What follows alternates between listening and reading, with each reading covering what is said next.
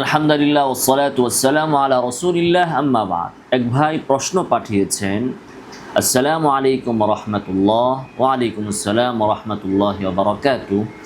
কেউ যদি তার স্ত্রীকে এক তালাকে রাজাই দেয়, তবে স্বামী থাকে অন্য দেশে, তাহলে এই তালাকের রাজাআত করবে কিভাবে? ভাই প্রশ্ন পাঠিয়েছেন যে স্বামী যদি প্রবাসে থাকেন, দূরে থাকেন, তাহলে রজাই তালাকের পর তার স্ত্রীকে তিনি কিভাবে ফিরিয়ে নেবেন। এই প্রশ্নের উত্তর হচ্ছে, আপনি সরাসরি টেলিফোনে অথবা পত্র মারফত যদি আপনি আপনার স্ত্রীকে বলেন যে আমি তোমাকে ফিরিয়ে নিলাম, অথবা আপনি আপনার স্ত্রীর অনুপস্থিতিতে যদি আপনি বলেন যে আমি আমার স্ত্রীকে ফিরিয়ে নিলাম, আপনার ওই প্রবাস থেকেই যদি আপনি বলেন যে আমি আমার স্ত্রীকে ফিরিয়ে নিলাম, এটাই আপনার স্ত্রীকে ফিরিয়ে নেওয়া হয়েছে বলে ধর্তব্য হবে।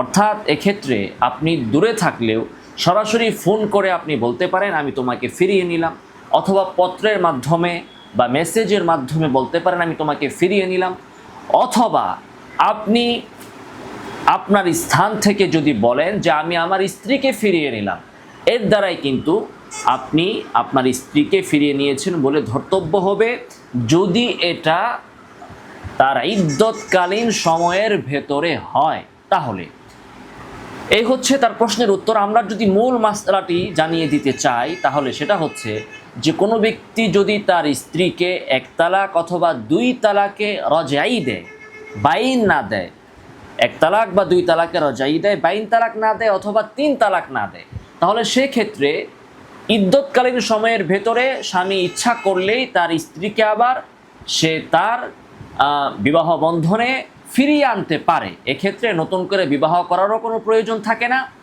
কিংবা অন্য কোনো আনুষ্ঠানিকতারও কোনো দরকার থাকে না। স্বামী চাইলেই ফিরিয়ে নিতে পারে, এবং এক্ষেত্রে স্ত্রী অসম্মত থাকলেও সেটা ধর্তব্য নয়। স্ত্রীর সম্মতি বা অসম্মতিরও এখানে কোনো ব্যাপার থাকে না, যদি ইদ্যৎকালীন সময়ের ভেতরে স্বামী তার স্ত্রীকে ফিরিয়ে নিতে চান।